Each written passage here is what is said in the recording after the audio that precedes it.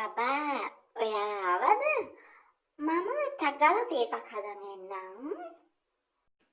අද මොකද කවදාවත් නැතුව තේ හදන්න හිතුනේ? ඇයි? අලුත් වියදමක්ද?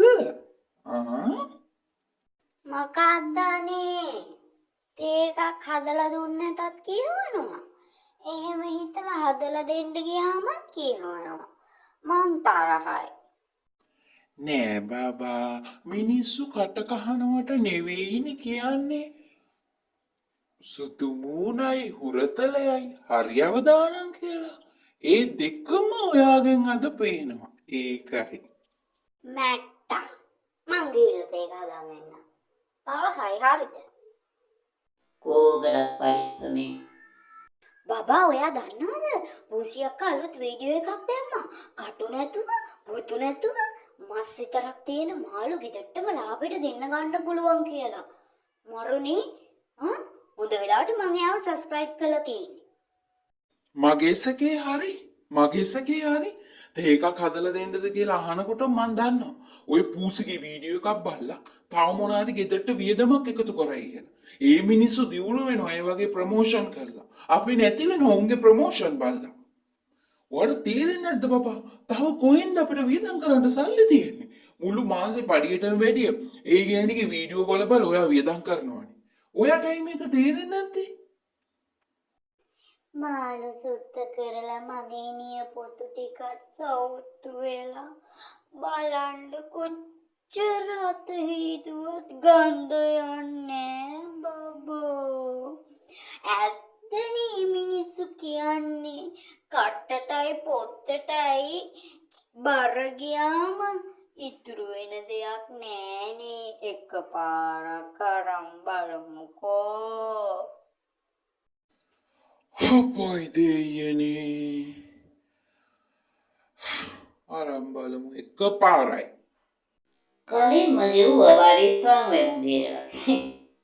சுரங்கமல்லி சுரங்கி நங்கி சுரங்கமல்லි කොයිද යන්නේ මල්ලි?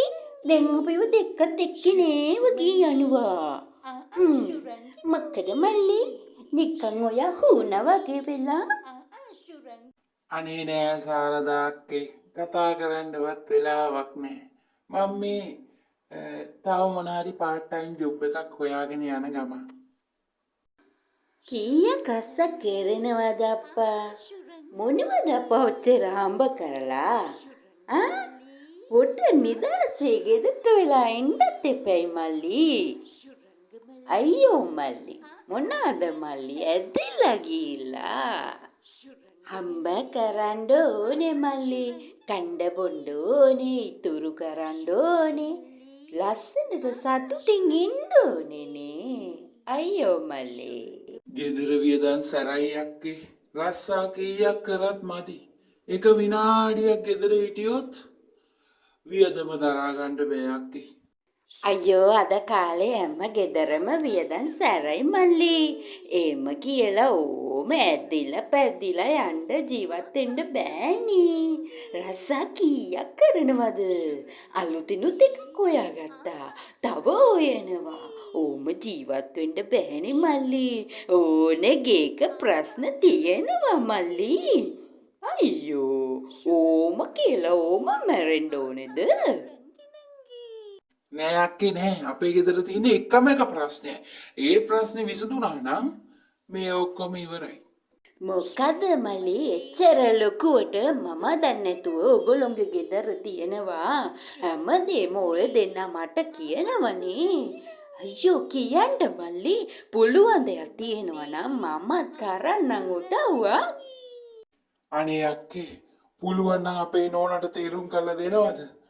අර වුණා.lk එකෙන් කටුත් නැති, හමත් නැති, මස් විතරක් තියෙන මාළු ගෙනල්ලා මගේ ඇඟේ ඉතුරු උනේ කටුයි හමයි විතරයි කියලා.